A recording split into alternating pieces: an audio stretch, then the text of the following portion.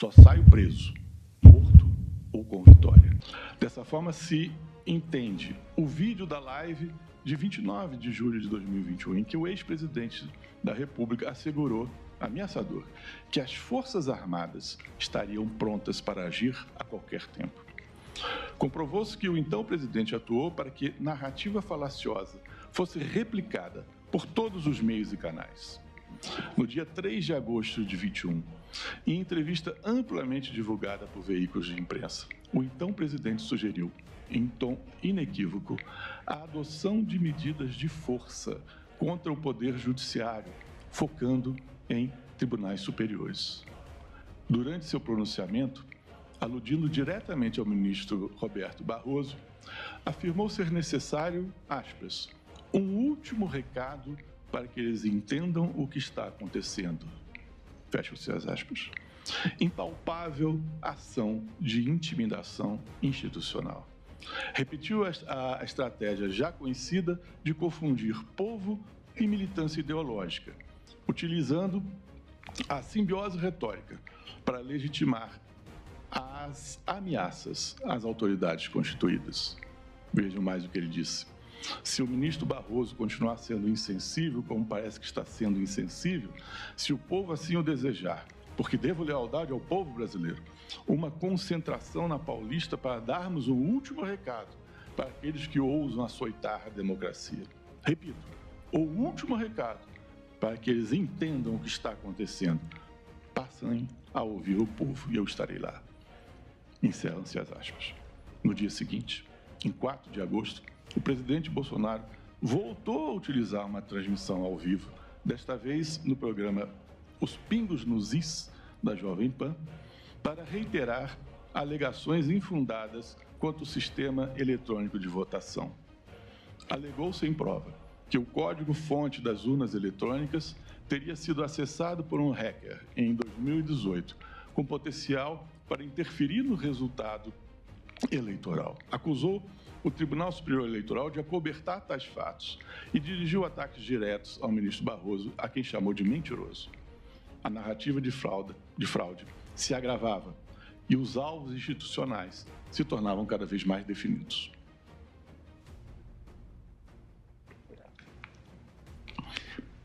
A estratégia golpista articulada alcançou novo patamar de radicalização nos discursos públicos proferidos pelo presidente em 7 de setembro de 2021, tanto na esplanada dos ministérios em Brasília, quanto na Avenida Paulista em São Paulo.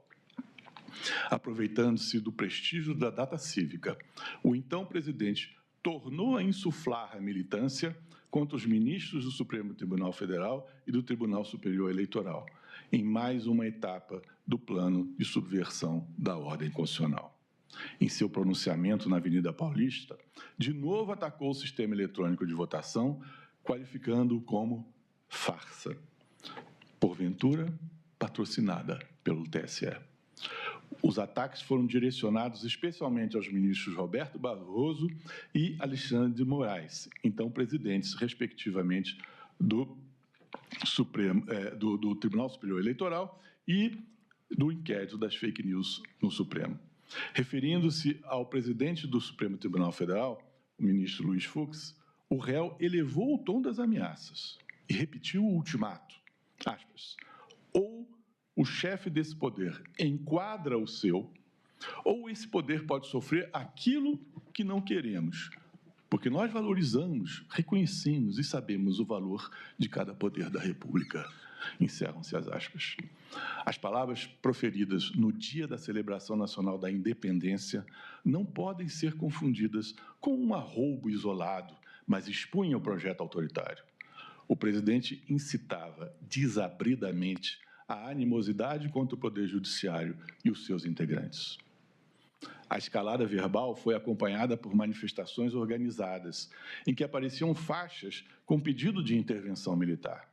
Foi nesse contexto que o presidente Jair Bolsonaro tornou pública, no Dia da Pátria, a sua recusa em aceitar uma alternância democrática de poder em frases como não poderia participar de uma farsa como essa patrocinada pelo TSE.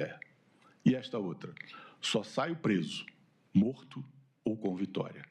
Quero dizer aos canalhas que nunca serei preso.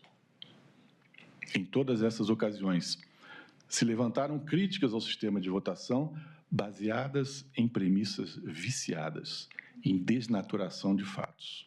Enfim, em suspeitas vazias, sempre desfeitas pela Justiça Eleitoral de modo nunca contestado na sua exatidão técnica. A finalidade era inequívoca: fomentar desconfiança generalizada no processo eleitoral, incitar a militância contra os poderes constituídos e dispor a população para rechaçar a derrota nas urnas. A apropriação das estruturas, datas cívicas e símbolos estatais em favor dessa narrativa indicam a gravidade do desvio de finalidade. Procurava-se revestir de legitimidade uma trama de ruptura. As constantes manifestações do presidente nessa diretriz se inseriam na estratégia de disseminação sistemática de inverdades e mobilização ideológica, disposta para a fidelização de sua base de aliados e para o desgaste dos alicerces democráticos. Foram apreendidos manuscritos e arquivos eletrônicos reveladores do plano de desacreditar reiteradamente o processo eletrônico de votação. O planejamento prévio de fabricação de discurso contrário às urnas eletrônicas está demonstrado na agenda apreendida na residência de Augusto Heleno e em arquivos encontrados com Alexandre Ramage. Nele se verifica a estruturação de diversos ataques à confiabilidade das urnas eletrônicas.